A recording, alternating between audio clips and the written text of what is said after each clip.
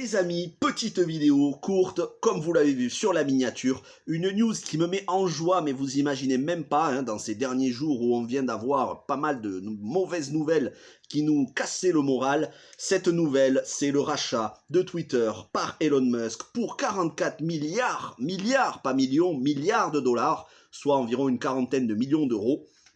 Alors vous allez me dire, qu'est-ce que ça change pour nous qui sommes à la fois abonnés, utilisateurs, spectateurs ou youtubeurs cinéma, séries, jeux vidéo? Alors il y a plusieurs aspects, je ne vais pas rentrer dans tous les détails du fait qu'il veut décorréler Twitter par rapport à la bourse, puisque Twitter est en bourse. Voilà, je ne vais pas rentrer dans tous les détails du business model que va devenir Twitter. Juste, je vais vous dire, il y a deux choses. D'un côté, pour les politiques, mais c'est ce qui nous intéresse un petit peu moins, c'est parce que la chaîne n'est pas politique, mais pour les politiques, il va y avoir une plus grande liberté d'expression. Twitter avait banni Donald Trump il y a maintenant un peu plus d'1 an. Elon Musk très pote avec Donald Trump, donc attendez-vous à ce que Donald Trump réactive son compte avec ses petites saillies humoristiques dans les tweets qui ne plaisent pas forcément toujours, qui moi me font beaucoup rire et qui me remontaient le moral, il faut le dire. Quand j'ai envie d'avoir le moral aujourd'hui, je me regarde des petites vidéos sur Donald Trump qui part en sucette et ça me fait beaucoup rire et ça fait du bien. Mais donc, outre ça, et la petite guéguerre que vont se livrer les différents partis politiques, que ce soit en France, dans le monde ou intercontinental, mondial, parce que ça va changer aussi la manière de tout simplement, le rapport de force entre les différentes politiques, puisque jusqu'à présent, il y avait un deux poids deux mesures, c'est-à-dire les progressistes, démocrates, qui avaient le droit de tout dire et d'insulter ceux qu'ils voulaient, de traiter tout le monde d'homophobes, de fachos, d'antisémites, et les conservateurs, qui eux étaient plus traditionalistes, eux n'avaient pas le droit, parce que sinon ils étaient stigmatisés. Ce temps-là va être révolu. Mais ça, c'est l'aspect politique. Ce qui nous intéresse, c'est par rapport au cinéma, aux séries, aux jeux vidéo. L'objectif principal, en dehors du business, parce que c'est pas un philanthrope non plus, Elon Musk, c'est les nouvelles technologies, c'est de faire du fric, bien évidemment, pour pouvoir étendre son réseau Internet mondial. Il a un projet de faire un réseau Internet mondial. Donc ça, c'est le premier, on va dire, plus gros objectif. Et le deuxième, qui est tout aussi important, c'est le totally free speech. Autrement dit, libérer la parole, libérer la liberté d'expression. D'où ces images que vous avez peut-être vues sur Twitter ces dernières heures, d'ailleurs que j'ai retweeté, où on voit le petit oiseau bleu de Twitter qui sort de sa cage par Elon Musk. C'est un petit dessin caricature qui a été fait et que je trouve tellement parlant. Donc, concrètement, en fait, Twitter va devenir tout ce que n'est pas YouTube aujourd'hui. Tout ce que n'est plus YouTube, tout ce que ne sont plus Facebook et les autres réseaux sociaux. Parce que oui, YouTube est un réseau social, plus classique, mais c'est un réseau social. Ce qu'ils ne sont plus, c'est-à-dire des endroits où il y a une censure extrême, où on est obligé de faire attention à tout, on est obligé de peser chacun de ces mots. Et moi, vous vous en apercevez peut-être pas, mais quand je fais une vidéo, je la regarde plusieurs fois avant de la poster pour voir si j'ai pas dit des choses qui seraient un petit peu trop urticaires, un petit peu trop, on va dire, rentre dedans. Je prends un exemple très simple, quand je fais une vidéo sur Alerte Rouge, le dernier Pixar, qui d'ailleurs est excellentissime, je parle aussi de la polémique qui entoure le film par rapport à l'état de Floride, où il y a le gouverneur Ron DeSantis qui a fait une loi qui s'appelle Don't Say Gay, c'est-à-dire pas faire de propagande LGBT pour les enfants mineurs. Et moi, je lui apporte tout mon soutien sur ce point-là. Je suis tout à fait d'accord avec cette loi Don't Say Gay. Et je l'ai dit dans ma vidéo, parce que pour moi, il ne devrait pas y avoir de propagande LGBT pour les mineurs. Tout comme il ne devrait pas y en avoir dans les écoles comme le collège ou éventuellement dans les premières années du lycée. Ça doit rester pour moi de l'ordre pour les adultes qui... Bon, voilà, pour, on va dire, la fin de l'adolescence, début de l'âge adulte, mais pas pour les plus jeunes. Quand je fais une vidéo comme ça, je sais pertinemment que ce que je vais dire, c'est je marche sur des œufs. Parce que non seulement je peux me faire insulter, traiter d'homophobe ou de transphobe, mais je peux aussi me faire signaler en masse par des utilisateurs sur YouTube. Donc je suis obligé d'utiliser des mots qui ne soient pas trop choquants, et qui ne reflète pas toujours ma façon de penser. Donc je suis vraiment obligé de prendre des gants. Et ça, c'est pour moi une mauvaise chose. Parce que, bien évidemment, on va avoir le revers de la médaille, c'est-à-dire des gens qui sont haineux, ce qui n'est pas mon cas. Moi, je n'ai pas de haine contre les personnes, mais je combats des idées. Il y a des gens haineux qui vont libérer leur parole et on va avoir des menaces, on va avoir des insultes, on en a déjà, mais on va en avoir encore plus. C'est le revers de la médaille de la liberté d'expression, mais là, ça vient pas des réseaux sociaux, ça vient des personnes, ça vient de leur responsabilité personnelle. Mais moi, je ne suis pas comme ça. Donc quand je fais une vidéo pour dire que je suis contre la propagande LGBT, je fais pas une vidéo pour dire que je légitime les violences faites aux homosexuels. Je les condamne totalement et absolument. Quand je fais une vidéo pour dire que MeToo, en tout cas dans un film qui parle de MeToo et Balance ton porc, quand je dis que pour moi c'est un danger pour la présomption d'innocence, je ne suis pas en train de légitimer les violences faites aux femmes. Ce que certains veulent bien faire croire, hein, parce qu'à partir du moment aujourd'hui où on ne croit pas une femme sur parole, même sans preuve, c'est qu'on propage la culture du viol. Voilà. C'est ce que d'ailleurs j'avais été accusé sur la vidéo de Promising Young Woman par plusieurs personnes. J'avais été accusé de propager la culture du viol parce que j'avais dit que je n'appréciais pas le film. Donc vous voyez, aujourd'hui sur YouTube, et y compris sur Facebook, je suis obligé de prendre beaucoup de gants et d'atténuer ce que je veux dire. Et donc je m'auto-censure.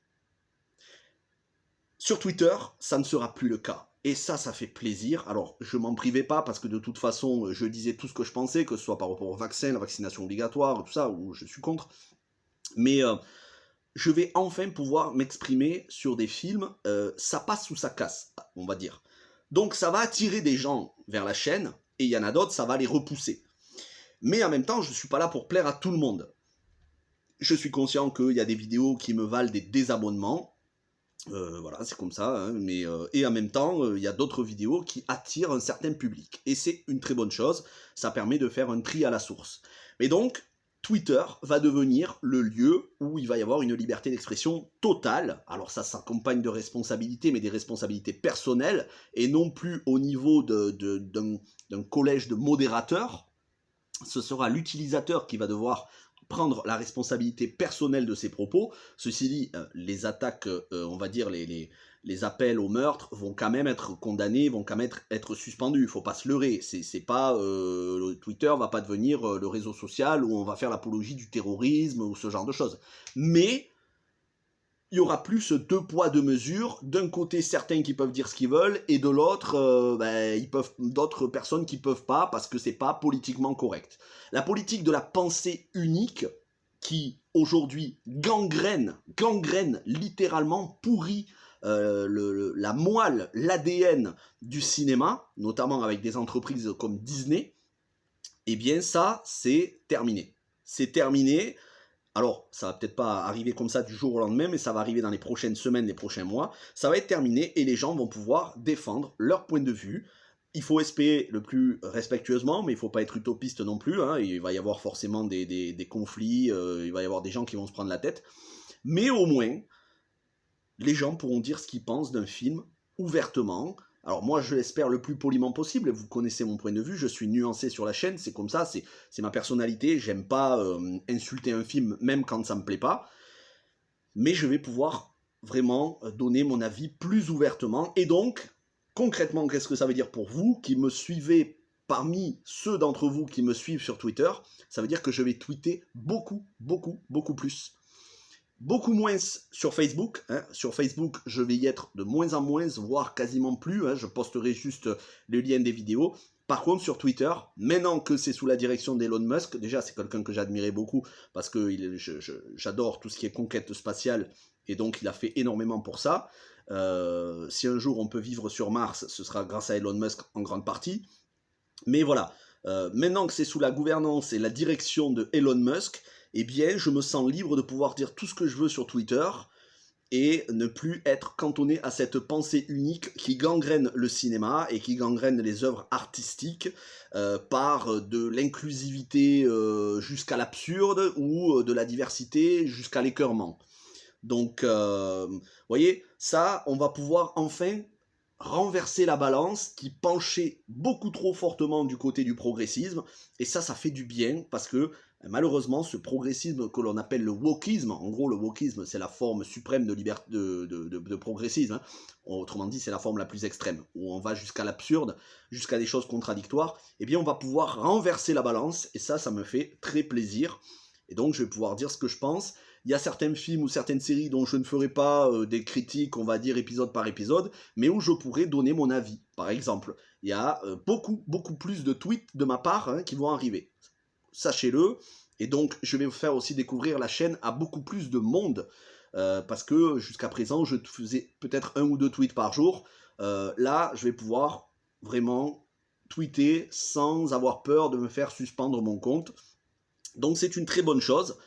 Après, voilà, le vœu pieux que je fais, c'est que les gens ne tombent pas dans l'insulte, mais bloquer des personnes, faut pas hésiter, hein. Moi j'en bloque énormément de personnes sur Twitter, des personnes avec qui j'ai pas envie d'interagir, des personnes avec qui m'ont insulté, avec qui j'ai pas envie de répondre, ou avec qui j'ai pas envie tout simplement de débattre, parce que c'est des gens qui ne m'intéressent pas, mais faut vraiment pas hésiter à bloquer les gens avec qui vous n'êtes pas d'accord, parce que de toute façon, comprenez une chose, on ne peut pas être d'accord avec tout le monde, on ne peut pas être ami avec tout le monde, et on ne peut pas raisonner les gens. Aujourd'hui, nous sommes au 21e siècle, raisonner les gens, c'est terminé, ça n'arrive plus. À l'ère des réseaux sociaux, c'est impossible. Déjà, les politiques entre eux n'arrivent pas à raisonner, ils n'arrivent pas à débattre normalement sur un plateau télé. Donc comment vous voulez qu'eux, qui sont censés nous donner l'exemple, comment vous voulez que la société arrive à débattre normalement? Donc moi, je suis là pour débattre avec des gens ouverts d'esprit, mais je ne suis pas là non plus pour faire des compromis avec ce que je pense, ou dire l'inverse de ce que je pense. Et malheureusement, jusqu'à présent, voilà, sur YouTube, Facebook, je devais un petit peu me taire sur certaines choses, ou en tout cas ne pas aller trop loin d'après les miens pensants, hein. Et avec Twitter racheté par Elon Musk, eh bien, je vais pouvoir libérer ma liberté d'expression, pour le meilleur pour moi, pour le pire pour d'autres.